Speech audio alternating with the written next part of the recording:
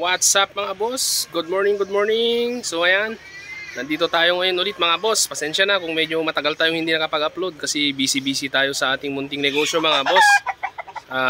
Peak niya kasi nung mga bare months, so hindi tayo masyadong nakakapag-video sa ating mga alaga. So ngayon, nandito tayo ngayon, nagbabalik. Tapos na yung peak ng ating munting negosyo mga boss. Ang ipapakita ko sa inyo ngayon mga boss is kung paano ako nag-breed. Tapos yung ginawa kong mga boss, invention natin na, di ba, pag breeding mga boss is kailangan natin ng ilaw.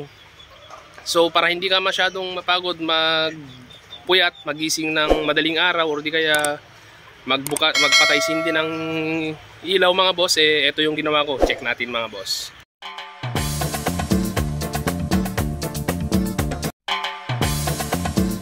So ayan muna mga boss, bago ko ipakita doon sa may breeding cage natin, pakita ko muna yung ating mga materyales. So ito yung ating nabili kay Kyrie Game Farm na 5K sweater.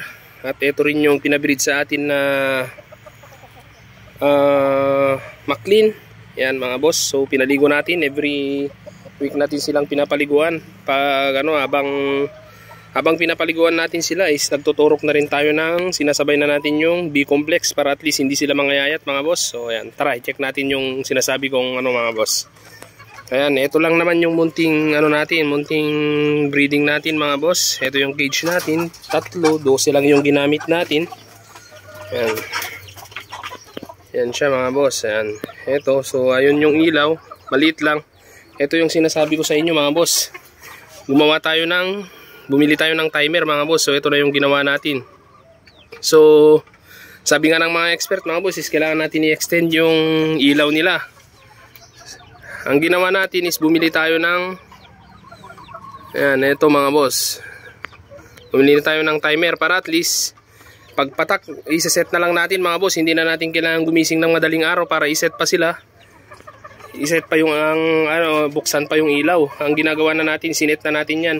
Magbubukas siya ng alas 6 ng hapon, mamamatay siya ng alas 9.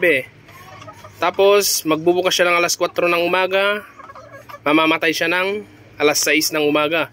So yun yung nakaset dito mga boss. 1 week na yun mga boss. So hindi mo na kailangang patay sindi, magigising ka ng madaling araw para sindihan yung ilaw. Hindi na, para at least eto mga boss, less na yung trabaho natin. At least hindi na rin natin nakakaligtaan. Pero minsan pag pagod tayo, nakakaligtaan natin gumising ng maaga para buksan yung ilaw. Pero eto hindi na mga boss, automatic na. Yan, so yan lang naman yung ating munting may babahagi sa inyo ngayon tungkol sa breeding. Yan. Ito yung mga ginamit nating inahin mga boss. Yan, yung mga gamit natin dati at saka yung mga pollet na na-select natin, kapatid ng mga nanalo. Yan mga boss. Ito lang, ganito lang kasimple, backyard lang tayo mga boss. Ito lang, ganun lang kasimple yung ginagawa nating breeding. Yan. So sana makatulong sa inyo yung ang sinasabi kong itong ginawa natin na timer mga boss, para at least pwede ito kahit sa malaking farm. Mas lalo na sa mga malaking farm mga boss, kasi kailangan talaga nilang yung ilaw. Bibili sila ng timer na mas malaki mga boss. Ito, sapat naman na to sa atin mga boss. Sa mga backyard, pwede na to. Nabibili natin sa Lazada or Shopee mga boss. Yan, ayan. 7 days sino timer ang tawag dito mga boss. Ayan, sino timer. Ayan. Yan siya mga boss. So marumi na siya kasi pang ilang taon na rin natin ginagamit yan mga boss. Yan.